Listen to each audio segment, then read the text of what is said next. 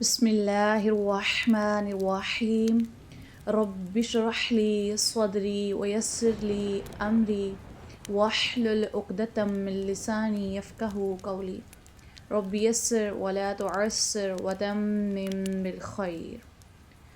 اگر ہم نیکسٹ دیکھیں کہ اس آیا کے اندر جو ورڈ پہلا آیا ہے فصلی، کیا مطلب ہے اس کا؟ اس میں جو فا ہے بسم یہ دو الله ورڈز کا الرحمن مجموعہ ہے، فا زبر الرحيم فا اور رب اشرح صلی. لي صدري ويسر فصلی لي یعنی أمري بس نماز واحلل قائم کرو، عقدة من نماز ادا لساني کرو. يفقهوا غم قولي سے نکلنے کا رب ذریعہ يسر کیا ہے؟ ولا مشکل تعسر میں سہارا تمہارا وتمم کیا ہے؟ بالخير. نماز ہے. پہلی آیت میں تحفے کی بات کی گئی، دوسری آیت میں آپ کو بتایا جا رہا ہے کہ شکر گزاری کیسے کرنی ہے اور پریشانی سے کیسے نکلنا ہے، اور تیسری آیت کے اندر دشمنوں کا مقابلہ کیسے کرنا ہے، جو کہ ہم آگے انشاءاللہ دیکھیں گے. 3 ہی آیات ہیں. اگر آپ ان کا سٹرکچر دیکھو تو پہلی آیت کے اندر تحفہ، دوسری آیت کے اندر اس تحفے کا شکر کیسے ادا کرنا ہے اور وہ شکر کرتے ہوئے ہی آپ غموں سے باہر نکل آئیں گے، اور تیسرا کہ اس ٹائم پیریڈ کے اندر جب آپ اللہ تعالیٰ کی اطاعت میں اپنی زندگی کو گزار رہے ہیں تو آپ نے دوسرے جو کافر ہیں، جو مشرک لوگ ہیں، ان کا مقابلہ کیسے کرنا ہے. اچھا، یہاں پہ درمیان والی آیت یعنی فصلی ربک ونحر، یہ پیچھے والی اور آگے والی آیت کو آپس میں جوڑ رہی ہے. اس کا کوئی کنیکشن ہے پیچھے بھی اور آگے بھی. سب سے پہلے ہم اس کے فرسٹ ورڈ فصلی کو دیکھتے ہیں، فا زبر فا اور صلی. فا زبر فا کیوں آتا ہے؟ اگر آپ ترجمے میں دیکھیں تو اس کا صرف اتنا سا ترجمہ بنتا ہے کہ پس نماز پڑھو. ٹھیک ہے، پس تم نماز پڑھو، نماز ادا کرو یا نماز قائم کرو، پس تم نماز پڑھو. اب یہاں پہ پس کا ترجمہ بنتا ہے فا زبر فا کا. فا زبر فا عربی میں جب بھی آتا ہے تو یہ بلاغہ کے اعتبار سے کسی کام کو فوراً کرنے کے لیے آ رہا ہوتا ہے. یعنی فا زبر فا کے بعد جو بھی کام کرنے کو کہا جا رہا ہوتا ہے اس کو فوراً کرنا ہوتا ہے اور اس میں کوئی ڈیلے نہیں کرنا ہوتا. فا زبر فا جہاں پر بھی آتا ہے اگلا کرنے والا کام آپ نے فوراً کرنا ہوتا ہے، فوراً کرنا ہوتا ہے. ٹھیک ہے، اب آپ دیکھیں کہ پیچھے فا زبر فا آیا جو پہلی پیچھے والی آیت کو آگے والی آیت سے کنیکٹ کر رہا ہے. کیا کہہ رہا ہے پیچھے؟ اللہ نے آپ کو خیر دی ہے، اللہ نے آپ کو عطا کر دی، خیر عطا کر دی، اور اپنی خوشی میں اللہ نے آپ کو خیر عطا کی، کوثر کی خیر. اب آپ کیا کرو؟ اب جو بھی آگے کرنے کو کہا جا رہا ہے وہ فوراً کرنا ہے اور اس میں 1% بھی کسی قسم کا ڈیلے نہیں کرنا. صلی فعل ہے اور یہ فعل امر ہے. فعل امر جب بھی قرآن میں آتا ہے تو یہ 2 اینگلز سے آ رہا ہوتا ہے. یا تو فعل امر آتا ہے تو ہمیں کسی چیز کا حکم دیا جا رہا ہوتا ہے کہ تم آپ یہ کام کرو، یعنی اگر وہ کام ہم نے کرنا ہے، یعنی اللہ کی طرف سے اگر آرڈر کیا جا رہا ہے. فعل امر میں 2 کام ہوتے ہیں نا، ایک تو ہوتا ہے آرڈر اور ایک ہوتی ہے ریکویسٹ. اگر وہ آرڈر کیا جا رہا ہے تو وہ اللہ تعالیٰ کی طرف سے انسانوں کے اوپر آرڈر ہوتا ہے، حکم ہوتا ہے کہ تم یہ کام کرو. لیکن کبھی کبھی قرآن میں آپ دیکھیں گے کہ انسان دعا کر رہا ہے کوئی اللہ سے اور وہ وہاں پر بھی فعل امر یوز کرتا ہے، اور وہاں جب انسان فعل امر یوز کر رہا ہوتا ہے تو اس کا مطلب ہوتا ہے کہ انسان اللہ سے ریکویسٹ کر رہا ہے کہ اے اللہ آپ مجھے یہ چیز عطا کر دیں یا آپ میرے ساتھ خیر کا معاملہ کر دیں. انسان اللہ سے ریکویسٹ کرنے کے لیے فعل امر یوز کرتے ہیں اور اللہ تعالیٰ انسانوں کو حکم دینے کے لیے فعل امر کا استعمال کرتے ہیں. یہاں پہ فصلی میں فعل امر آیا ہے اور اللہ تعالیٰ کا جو یہاں پہ رویہ ہے بات کرنے کا، اللہ تعالیٰ حکم دے رہے ہیں بندوں کو کہ بیسٹ وے فار شکر گزاری، فار اللہ سبحانہ و تعالیٰ کا شکر، اس کے لیے جو بیسٹ وے ہے تمہارے پاس وہ کیا ہے کہ تم نماز پڑھو. تم نے غموں سے نکلنا ہے تو تمہیں حکم ہے کہ تم نماز پڑھو. ہم غموں میں سب کچھ چھوڑ چھاڑ کے بیٹھ جاتے ہیں. اللہ کا یہ حکم ہے ہمیں کہ جب پریشانیاں آئیں، جب غم آئے، جب زندگی تنگ لگنے لگے تو اللہ کے کلام کو چھوڑ کے نہیں بیٹھ جانا ہوتا.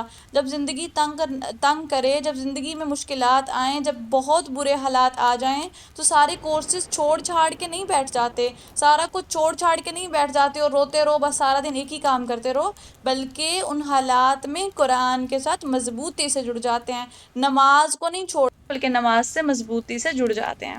ٹھیک ہے، اور اللہ نے یہاں آرڈر کیا ہے آپ کو اور مجھے کہ جتنی نعمتیں تمہیں میں نے دی ہیں ان کا شکر اگر تم کرنا چاہو تو اس کا بیسٹ وے جو ہے نا، بیسٹ وے وہ یہی ہے کہ تم نماز پڑھو، نماز ادا کرو. اچھا، اب فا زبر فا تھا جس کا مطلب تھا کہ آگے جو بھی کام ہوگا وہ فوراً کیا جائے گا۔ اب دیکھیں تو صلی میں نماز کا حکم دیا گیا ہے کہ نماز پڑھو۔ اب آپ یہاں اینگل سمجھیں، رسول اللہ صلی اللہ علیہ وآلہ وسلم کو خیر دیا گیا، بتایا میں نے آپ کو خیر دیا ہے، اللہ تعالیٰ کہہ رہے ہیں ہم نے آپ کو خیر دیا۔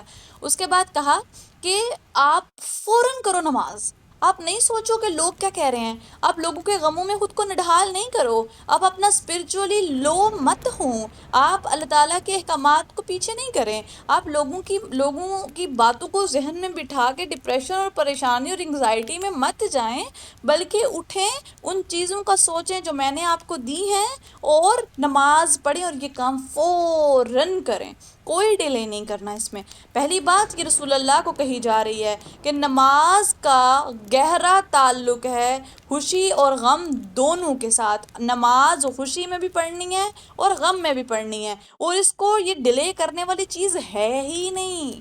پیچھے آنے والا فا آپ کو بتاتا ہے کہ نماز وہ چیز نہیں ہے جس کو 5 منٹ بعد اور 5 منٹ بعد اور 5 منٹ بعد بھی ڈالا جائے، نماز ڈیلے کرنے والی چیز نہیں ہے۔ اس کا حکم آ گیا، آپ پہ غم ہے، آپ پہ خوشی ہے، آپ رو رہے ہیں، آپ ہنس رہے ہیں، آپ بیمار ہیں، آپ جن بھی حالات کے اندر ہیں، فوراً اٹھ جائیں اور نماز ادا کریں۔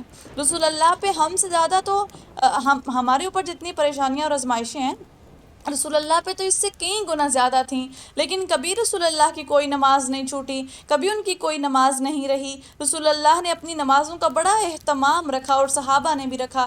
ان کی آزمائشیں ہم سے بہت بڑی تھیں، ہم میدان جنگ میں جا کے اپنے سر نہیں کٹوا رہے، ہمارے اپنے لوگ ہمارے اوپر اوجری نہیں رکھ رہے سجدے کی حالت میں، ہمارے اپنے چچا زاد لوگ ہماری مشکلات پہ ہنستے نہیں ہیں، ہمارے اپنے رشتہ دار ضرور ہوں گے ویسے، لیکن اس حد تک، اس لیول تک کانٹے بچھانے والے اور دکھ دینے والے پھر بھی نہیں ہیں، ہمارے رشتہ داروں میں پھر بھی خیر موجود ہے، یہ مسلمان ہیں، ان کے دلوں نے اسلام کو قبول کیا ہوا ہے، پھر بھی ان کے اندر وہ خیر موجود ہے، لیکن جیسے حالات رسول اللہ نے دیکھے تھے ویسے ہمارے اوپر آج نہیں آئے، اور ہم اتنے تھوڑے تھوڑے حالات برے ہوتے ہیں تو ہماری نمازیں اس میں قضا ہونا شروع ہو جاتی ہیں، ہم اللہ سے دور ہونا شروع ہو جاتے ہیں۔ آپ یاد رکھیں، اللہ تعالیٰ ہمیں سکھا رہے ہیں اس آیت سے کہ جس کی نماز چھوٹتی ہے، جو نماز کو ڈیلے پہ ڈالتا ہے، یاد رکھو اس کی کوئی معافی نہیں ملے گی، یہ ایسا کام ہے جو فوراً کرنا ہے، واٹ ایور جو بھی سرکمسٹانسز ہیں، واٹ ایور جو کچھ بھی تمہارے ارد گرد ہو رہا ہے،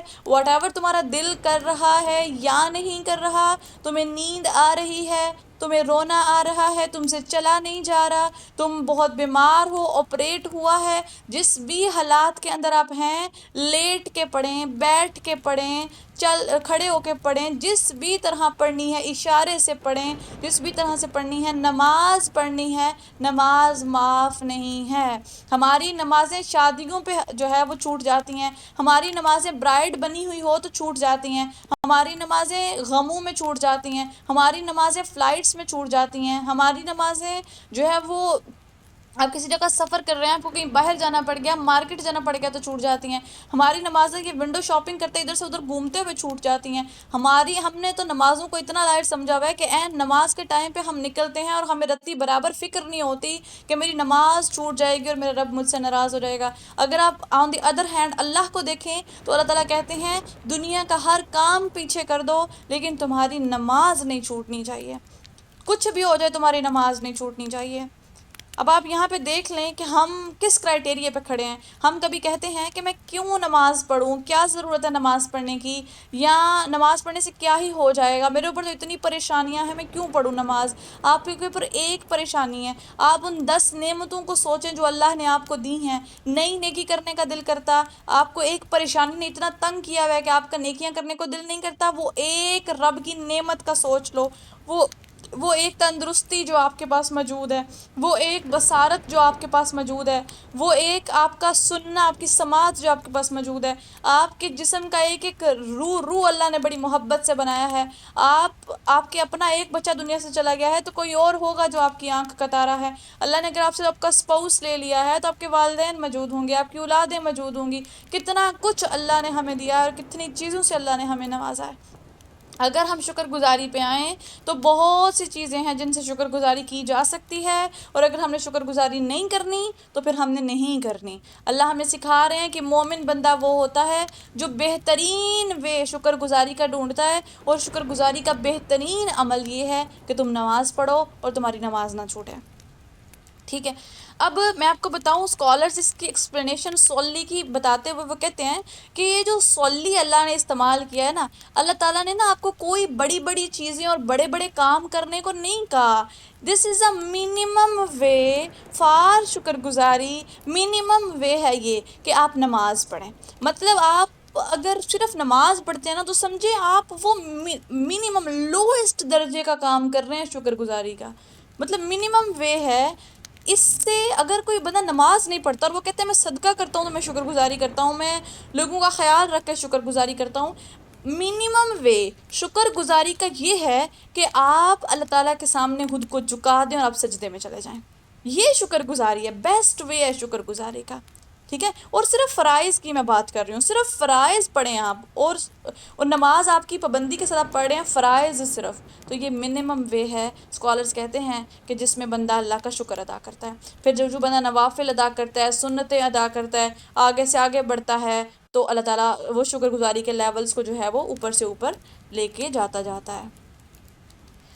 اچھا جی، آگے اگر ہم دیکھیں تو اب سوال ایک بہت بڑا یہ بھی اٹھتا ہے کہ نماز تو پڑھنے کا حکم دے دیا گیا، اب نماز پڑھنی کیسے ہے، نماز کیسے ادا کرنی ہے ہم لوگوں نے، جس کے بارے میں بہت زیادہ پرابلمز ہمیں فیس کرنی پڑتی ہیں، بہت سوالات ہوتے ہیں لوگوں کے کہ ہم نماز کیسے پڑھیں۔ اللہ نے نا ہمیں نماز کا طریقہ بھی سکھا دیا ہے، اللہ تعالیٰ نے ہمیں سکھا دیا ہے کہ تم نے نماز کیسے پڑھنی ہے۔ آپ اگلا ورڈ دیکھیں، فَصَلِّ لِرَبِّكَ۔ پہلی بات یہ سوچیں کہ نماز آپ نے پڑھنی کس کے لیے ہے۔ جس کے لیے کوئی کام کرنا ہوتا ہے اس کے مطابق آپ وہ کام کرتے ہیں نا جو اسے پسند ہوتا ہے۔ جیسے اگر آپ کے گھر کوئی گیسٹ آ رہے ہیں اور کوئی گیسٹ آ رہے ہیں اور گیسٹ کو اگر بریانی پسند ہے اور آپ ان کے لیے ابلے چاول پکا لیں، ٹھیک ہے، بوائل کر کے چاول پکا لیں اور انہیں وہ پسند نہیں ہے، تو کیا آپ کی اچھی دعوت کنسیڈر ہوگی؟ یقیناً نہیں، کیونکہ انہیں تو بریانی پسند تھی۔ آپ ان کی پسند کا خیال رکھیں گے اور خیال رکھتے ہوئے ہی آپ جو ہیں وہ کوکنگ کریں گے کہ ان کو چیز پسند آ جائے جنہوں نے کھانی ہے، ٹھیک ہے۔ اب اگر نماز آپ کہتے ہیں کہ میں اللہ کے لیے پڑھ رہی ہوں، تو اگر آپ نماز اللہ کے لیے پڑھ رہے ہیں تو آپ نے اسی طریقے کے مطابق نماز پڑھنی ہے جس طریقے کے مطابق رب نے ہمیں سکھایا ہے، کیونکہ نماز ہم پڑھ کس کے لیے رہے ہیں، فَصَلِّ لِرَبِّكَ، پڑھ نماز رب کے لیے۔ کس کا رب ہے وہ؟ اللہ کہتے ہیں ربِّكَ، تمہارا رب، میں کسی اور کا رب تو بعد میں ہوں، سب سے پہلے میں تمہارا رب ہوں، سب سے پہلے میں تم سے میں محبت کرتا ہوں۔ مطلب ہم لوگ کنفیوز ہوتے ہیں نا کہ کیسے نماز پڑھوں، کیسے نماز ادا کروں، کیسے پڑھنا ہے، کیسے کرنا ہے سجدہ۔ اللہ کہتے ہیں مجھے تم سے محبت ہے، مجھے تم سے پیار ہے، تمہارا دل جس طرح متفق ہوتا ہے، تم اللہ اور اس کے رسول کی سنت کو سامنے رکھتے ہوئے جس طرف تمہارا دل متفق ہوتا ہے، تم نماز ادا کرو، کم سے کم نماز ادا تو کرو۔ یہ بہت بڑی چیز ہے۔ لوگ نماز پڑھنے لگتے ہیں، تم غلط نماز پڑھے ہو، مت پڑھو نماز، تم تو سجدہ نہیں ٹھیک کرے، تم نے تو وضو ہی ٹھیک نہیں کیا، تمہاری تو نماز ہی نہیں ہوئی۔ کیا نماز ہم نے قبول کرنی ہے؟ نماز تو اللہ نے قبول کرنی ہے۔ تو اس لیے اگر کوئی پڑھ رہا ہے، آیا وہ غلط بھی پڑھ رہا ہے، اس کو پڑھنے تو دیں، کم سے کم وہ جائے نماز پہ کھڑا تو ہو گیا ہے نا، آ کے آج کھڑا ہوا، کل کو اللہ اسے بہتری کی بھی توفیق دے دے گا، وہ بہتر سے بہتر انسان بنتا چلا جائے گا۔ لیکن اگر آپ اسے جب وہ پہلے دن کھڑا ہوا اور آپ نے اسے کہہ دیا تمہاری نماز تو ٹھیک ہی نہیں ہے، تم نے ٹھیک نہیں پڑھی نماز، تمہارا تو سجدہ ہی ٹھیک نہیں ہے، تمہارا تو وضو ہی نہیں ہوا، تم نے تو رکوع ہی صحیح نہیں کیا، تمہارے تو پیروں کے درمیان ڈسٹینس ہی اتنا کم تھا، تمہیں تو شہادت کی انگلی کھڑی کرنی نہیں آئی، تمہیں تو مطلب ہم 100 طرح کی آبجیکشنز لگا دیتے ہیں۔ آپ کو کیا لگتا ہے وہ بندہ اگلے دن نماز کے لیے کھڑا ہوگا؟ بہت سے لوگ تو ہماری عوام میں سے 80% لوگ نماز ادا نہیں کرتے، پابندی کے ساتھ نماز ادا نہیں کرتے، اور کچھ تو اس لیے نماز ادا نہیں کرتے کہ کیونکہ کوئی فرقہ یہ کہتا ہے، کوئی فرقہ یہ کہتا ہے، کوئی فرقہ یہ کہتا ہے، میں کس کو فالو کروں؟ اس سے بہتر ہے میں چھوڑ ہی دیتی ہوں، میں پڑھتی ہی نہیں ہوں۔ ٹھیک ہے. بہت سے لوگ تو اس لیے نماز ادا نہیں کرتے. لوگوں کو ٹیز کرنا ہمارا مقصد نہیں ہے. ہم نے لوگوں کو بہتر کرنا ہے، ان کو اللہ کے قریب کرنا ہے. اگر آپ لوگوں کی فی الفور غلطیاں نکالیں گے اور لوگوں کو ڈی گریڈ کریں گے اور لوگوں کو بولیں گے تمہیں کچھ نہیں آتا اور تمہارا یہ بھی غلط ہے اور وہ بھی غلط ہے، اس سے وہ اللہ کے قریب ہونے کی بجائے مزید اللہ تعالیٰ سے دور ہو جائیں گے. اس لیے نماز آپ نے کس کے لیے پڑھنی ہے؟ اللہ کے لیے پڑھنی ہے. نہ میرے لیے پڑھنی ہے نہ کسی اور کے لیے پڑھنی ہے. جب آپ نے کوئی کام اللہ کے لیے کرنا نا تو جائیں اللہ کے پاس، جیسی نماز پڑھنے ہوتی ہے پڑھیں اور اس کے بعد دعا کریں اللہ سے، کہیں اللہ مجھے اس چیز پر جمع کر دیں جو حق ہے، اللہ مجھے وہ سکھا دیں جو آپ کے ہاں بہترین ہے، اللہ مجھے ویسا عمل کرنے کی توفیق دے دیں جو آپ کو پسند ہے، اللہ مجھے ویسا بنا دیں جیسا آپ کے پیارے بندے ہوتے ہیں، اللہ اب مجھے وہ طور طریقہ سکھا دیں جس طور طریقے سے رسول اللہ صلی اللہ علیہ وآلہ وسلم نماز کو ادا کرتے تھے. جب آپ اس طرح سے اللہ سے دعا کریں گے تو ہمیں یقین ہے، مجھے پورا یقین ہے کہ اللہ تعالیٰ حق کی طرف آپ کی رہنمائی کر دیں گے اور آپ کو سیدھی راہ دکھا دیں گے کہ اس طرف تم جاؤ، اس طرف تمہارے لیے خیر موجود ہے اور یہ راستہ ٹھیک ہے. صحیح ہے. جیسے رسول اللہ نے ہمیں نماز پڑھنے کا سکھایا ویسے پڑھیں اور اس کے بعد اللہ سے حق کی دعا کریں، اللہ تعالیٰ آپ کی طرف حق جو ہے وہ بھیج دیں گے انشاءاللہ. اب یاد رکھیں، اب آپ دیکھیں تو فصلی لربک، فصلی نماز پڑھنی ہے، کس کے لیے پڑھنی ہے؟ اللہ کے لیے پڑھنی ہے. نماز کسی ٹیچر کے لیے آپ نے نہیں پڑھنی، نماز کسی دوست کے لیے آپ نے نہیں پڑھنی، نماز کسی کو دکھانے کے لیے آپ نے نہیں پڑھنی، آپ نے نماز اپنے رب کے لیے پڑھنی ہے. اللہ نے یہاں پہ رب اور نماز کے درمیان کسی تیسری چیز کو نہیں لایا. اللہ نے یہ نہیں کہا نماز پڑھو اور زکوٰۃ ادا کرو، کس کے لیے؟ لی ربی کا، اپنے رب کے لیے. ایسے نہیں کہا اللہ نے. اللہ نے نماز اور رب کے درمیان کسی کو نہیں لایا. یہاں پر اللہ کہہ رہے ہیں نماز پڑھو، نماز کسی تیسری چیز کے لیے تم نے نہیں پڑھنی، نماز تم نے اپنے رب کے لیے پڑھنی ہے. تو ہم کہتے ہیں نا کہ اللہ کو ہماری نمازوں کی کیا ضرورت ہے، سوال اٹھتا ہے نا کہ اللہ کو ہماری نمازوں کی کیا ضرورت ہے. یقیناً اللہ کو آپ کی اور میری نمازوں کی ضرورت نہیں ہے، لیکن وہ کہتے ہیں میں تمہارا رب ہوں، تمہیں میری ضرورت ہے. اللہ محتاج نہیں ہے ہمارا، ہم اللہ کے محتاج ہیں. اللہ کو ہماری نمازوں کی ضرورت نہیں ہے، ہمیں اس کی ضرورت ہے. ہم نے اللہ اور نماز کے درمیان، میری اور میری نماز کے درمیان، آپ کی اور آپ کی نماز کے درمیان ہم نے کسی تیسری چیز کو آنے نہیں دینا. آیا وہ کوئی خوشی ہو، کوئی غم ہو، کوئی دوست ہو، کوئی انسان ہو، ہمارا اسپاؤس ہو، ہماری اولادیں ہوں. اپنی زندگی کا یہ تکیہ بنا لیں، یہ تکیہ مطلب یہ ایک بیسک روٹ بنا لیں اپنی زندگی کی کہ آپ کی اور آپ کی نماز کے درمیان کوئی تیسری چیز نہ آنے پائے. جب نہیں آنے پائے گی تو اللہ آپ کی زندگی سے ہر مشکل اور ہر پریشانی کو ہٹا دے گا. ٹھیک ہے. پھر یہاں اسکالرز بیان کرتے ہیں، وہ کہتے ہیں کہ یہاں پہ اگر آپ دیکھیں تو فصل لیلی کے فوراً بعد رب کا نام آیا ہے، جس کا مطلب یہ ہے کہ جب آپ نماز آپ کے اور آپ کے رب کے لیے ہے، تو جب آپ نماز میں کھڑے ہو گئے اور آپ نماز پڑھ رہی ہیں تو پھر آپ کوئی کام، جب آپ کسی دوسرے بندے کے لیے کوئی کام کر رہے ہوتے ہیں تو کیا آپ جلدی جلدی وہ کام کر رہے ہوتے ہیں؟ آپ ایسے کر رہے ہوتے ہیں وہ کام. اگر آپ کسی کے لیے ہنڈیا بنا رہے ہیں تو آپ ایسے بنائیں گے آرام آرام سے کہ اسے پسند آ جائے، کیونکہ آپ اس کے لیے کر رہے ہیں وہ کام. جب آپ نماز کو صرف سر سے جان چھڑانے کے لیے نہیں پڑھ رہے، جب آپ نماز کو اللہ کے لیے پڑھ رہے ہیں اور اللہ کی محبت میں پڑھ رہے ہیں تو پھر آپ اس سے جان نہیں چھڑائیں گے، پھر آپ اس کو ٹھہر کر اور آرام سے ادا کریں گے، جلد بازی میں ادا نہیں کریں گے. جس کے لیے کام کیا جاتا ہے اس کے پسندیدہ طریقے کے مطابق کام کیا جاتا ہے. اللہ کو یہ پسند ہے کہ آپ نماز کو ٹھہر کر ادا کریں، جلد بازی نہ کریں. ٹھیک ہے. اس کے بعد وہ کہتے ہیں، اسکالرز کہتے ہیں اس کا تیسرا مفہوم یہاں یہ آتا ہے کہ نماز کو شرک سے بچاتے ہوئے ادا کریں اور یہ توکل کریں. جب آپ نماز میں کھڑے ہیں تو یہ توکل کریں کہ آپ کا رب آپ کو دیکھ رہا ہے. اگر آپ ایمان کے اس کمزور ترین درجے کے اوپر ہیں کہ آپ بات کر رہے ہیں اللہ سے اور آپ فیل نہیں کر پا رہے کہ آپ اللہ تعالیٰ کو دیکھ رہے ہیں، یعنی کہ نماز میں آپ کے محسوس نہیں کر پا رہے کہ میں اپنے رب کے سامنے کھڑی ہوں اور میں اپنے رب کو دیکھ پا رہی ہوں، میرا رب مجھے دیکھ پا رہا ہے. اگر آپ کا یہ ایمان کمزور ہے کہ میں اپنے رب کو دیکھ پا رہی ہوں، تو یاد رکھیں، یہ کر لیں کہ آپ یہ سمجھیں کہ میں اگر اس کو نہیں دیکھ پا رہی، میری آنکھیں نہیں دیکھ پا رہی، تو یقیناً اللہ تعالیٰ مجھے دیکھ رہے ہیں. میں جیسے سجدہ کر رہی ہوں، جیسے رکوع کر رہی ہوں، جیسے میں بیٹھ رہی ہوں، جو میں سوچ رہی ہوں، جیسے میں تلفظ ادا کر رہی ہوں، جیسے ہر ورڈ میں اپنے منہ سے نکال رہی ہوں، جس احساس اور جس فیلنگ سے نکال رہی ہوں، تیز تیز پڑھ رہی ہوں، سلولی پڑھ رہی ہوں، میرا رب مجھے دیکھ رہا ہے. آپ نے نماز میں چوری نہیں کرنی. نماز کا چور وہ ہوتا ہے جو رکوع اور سجود کو آرام آرام سے ادا نہیں کرتا، اور ان کی جو مطلب جو ایک ٹائم پیریڈ ہوتا ہے کہ دونوں سجدوں کے درمیان اپنی کمر کو سیدھا کرنا ہے، رکوع میں سے جب اٹھیں تو بالکل سیدھے کھڑے ہو کے پھر سجدے کی طرف جانا ہے. اگر آپ یہ سارا کچھ نہیں کرتے تو آپ نماز کے چور کہلاتے ہیں، کیونکہ آپ جلد بازی کر رہے ہیں، آپ حق میں کمی کر رہے ہیں نماز کی. تو جب آپ حق میں کمی کرتے ہیں تو آپ یہ کام نہیں کرنا، اور اپنے آپ کو اس چیز سے بچانا ہے، اور یہ توکل رکھنا ہے کہ میرا رب مجھے دیکھ رہا ہے. اور یہ کیسا میرا امیج جائے گا میرے رب کے سامنے جب میری یہ نماز میرا رب دیکھ رہا ہے اور میں کیسے ٹکرے مار رہی ہوں، تو میرا رب میرے بارے میں کیا سوچ رہا ہوگا.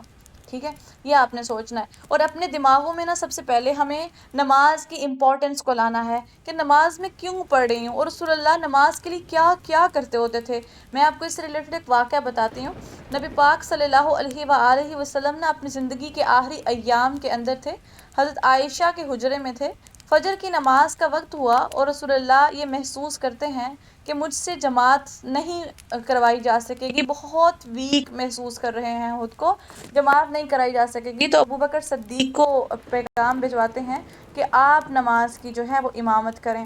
اب نماز کی پوری تیاری ہو رہی ہے، اور پوری تیاری ہو گئی، صفیں بن گئیں اور نماز سٹارٹ ہونے ہی لگی ہے، کیونکہ حجرہ بالکل مسجد کے اندر تھا نا نبی پاک کا. تو جو ہے وہ سٹارٹ ہونے لگی تو رسول اللہ صلی اللہ علیہ وآلہ وسلم نے اپنے جسم کے اندر نا ہلکی سی ہمت محسوس کی، ہلکی سی ہمت محسوس کی. اب یہ بات حضرت محمد صلی اللہ علیہ وآلہ وسلم کے دنیا سے جانے کے بعد حضرت عائشہ بیان کر رہی ہیں. وہ کہہ رہی ہے رسول اللہ کی نماز سے محبت کو چیک کریں کہ جب انہوں نے ابو بکر صدیق کو کہہ دیا کہ آپ امامت کرائیں، اور پھر سوچا کہ میں اندر ہی نماز ادا کر لوں گا، اور جب نماز شروع ہونے میں کوئی 1-2 منٹ باقی رہ گیا تو آپ نے دیکھا کہ رسول اللہ کو یہ محسوس ہوا کہ میرے اندر تھوڑی سی ہمت آ گئی ہے، ہلکی سی ہمت آ گئی ہے. اب آپ دیکھیے گا وہ ہلکی سی ہمت کتنی سی تھی. ہلکی سی ہمت آئی ہے، اور وہ 2 صحابہ کو بلاتے ہیں اور کہتے ہیں کہ مجھے باہر لے چلو، میں امام کے پیچھے نماز ادا کروں گا، یعنی میں جماعت کے ساتھ نماز ادا کروں گا. 2 صحابہ رسول اللہ صلی اللہ علیہ وآلہ وسلم کو دونوں طرف سے پکڑ کے لے کے جاتے ہیں. اور حضرت عائشہ بیان کرتی ہیں کہ جب رسول اللہ کو وہ لے کر گئے تو میں نے زمین پہ 2 لکیریں بنتی ہوئی دیکھیں.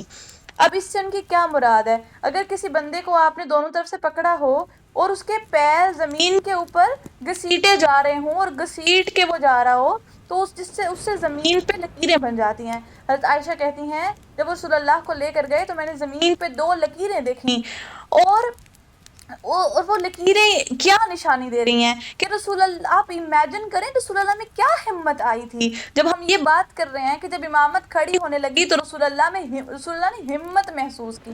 آپ دیکھیں وہ اتنے بیمار تھے کہ 2 صحابہ کے سہارے بھی وہ اس طرح چل کے گئے کہ ان کے قدم ایسے سیدھے نہیں ہو پا رہے، جیسے بندہ گھسیٹ کے خود کو لے کے جاتا ہے نا نماز کی طرف، ویسے رسول اللہ خود کو نماز کی طرف لے کے گئے. اور جا کے حضرت ابوبکر صدیق کی جو ہے وہ ایک سائیڈ پہ وہاں پہ ایک چیئر کے اوپر اس طرح سے انہوں نے نماز کو ادا کر لیا، امام صاحب کے پیچھے جماعت میں نماز کو ادا کر لیا. اب آپ فیل کریں رسول اللہ کی اس ہمت کو. رسول اللہ کی ہمت جواب دے چکی ہے اور ان سے اٹھا نہیں جا رہا، چلا نہیں جا رہا. انہوں نے اپنے قدموں کو گھسیٹ کے نماز کی طرف لے کے گئے ہیں. ہمارے تو قدم، ہم تو بالکل ٹھیک ہوتے ہیں اور ہم نماز کی طرف نہیں جاتے، ہمارے قدم تو سیدھے ہوتے ہیں، ہم نماز کی طرف نہیں جا رہے ہوتے. رسول اللہ کی نماز سے انسیت اور محبت چیک کریں. اور ہم اگر مرد ہوں تو امیجن کریں کہ وہ جماعت اتنی آسانی سے چھوڑ دیتے ہیں. رسول اللہ نے ادھر حجرے میں بھی نماز ادا کر سکتے تھے، لیکن اس حالت میں بھی انہوں نے پریفر یہ کیا کہ میں جماعت کے ساتھ نماز ادا کروں. ہم کتنی آسانی سے اپنی نمازوں کو چھوڑ دیتے ہیں، کتنی آسانی سے ہم جو ہے وہ اپنی نمازوں کو ڈیلے کرتے رہتے ہیں. ہم چھوٹی چھوٹی چیزوں کی وجہ سے، چھوٹی چھوٹی پریشانیوں کی وجہ سے رسول اللہ گھسیٹ کے خود کو نماز کی طرف لے کے گئے تھے، اور ان میں کیا ہمت آئی ہوگی، اتنی بیماری کے باوجود وہ اس حالت میں گئے تھے نماز کی طرف۔ اللہ نے ہمارے اوپر وہ مشکلات ابھی نہیں ڈالیں جو رسول اللہ پہ آئی تھیں، ہم پہ وہ حالات نہیں آئے جو رسول اللہ نے دیکھے تھے۔ خدارا ہم اپنی نمازوں کو بہتر کر لیں، ہم فرائض سے سٹارٹ کریں، کم سے کم فرائض، لیکن پڑھیں تو صحیح، آئیں تو صحیح نماز کی طرف، آئیں تو صحیح، شیطان کو موقع نہیں دیں، شیطان کو روز کا گناہوں کا کھانا نہیں دیں۔ آپ اسے موٹا کر رہے ہیں کھلا کھلا کے، اس کو کمزور کریں، اپنے نفس کو مارنے کی کوشش کریں اور خود کو مجبور کریں کہ اللہ کے راستے پر چلنا ہے۔ ہمارے پاس کوئی اور راستہ نہیں ہے، ہمارے پاس کوئی اور جائے پناہ نہیں ہے، ہمارے پاس کچھ نہیں ہے اور سوائے اللہ کے، کوئی اور جگہ نہیں ہے جہاں جا کے ہم مدد مانگ سکیں، اور اگر کوئی ہوتی بھی تب بھی ہم اللہ کے پاس ہی جاتے۔ وہی ہمارا رب ہے اور وہی ہمارا رہبر ہے، ٹھیک ہے؟ تو اس لیے نماز کی طرف جانا ہے، کیونکہ اللہ ہمیں کہہ رہے ہیں کہ یہی وہ واحد طریقہ کار ہے جسے تم میرے شکر گزار بندے بن سکتے ہو، یہی وہ طریقہ کار ہے جو تمہیں غموں سے نکال سکتا ہے، یہی وہ چیز ہے جو تمہیں مشکل حالات میں بھی سکون مہیا کر سکتی ہے۔ انشاءاللہ العزیز اگلی کلاس میں ملیں گے ون ہر ورڈ کے ساتھ۔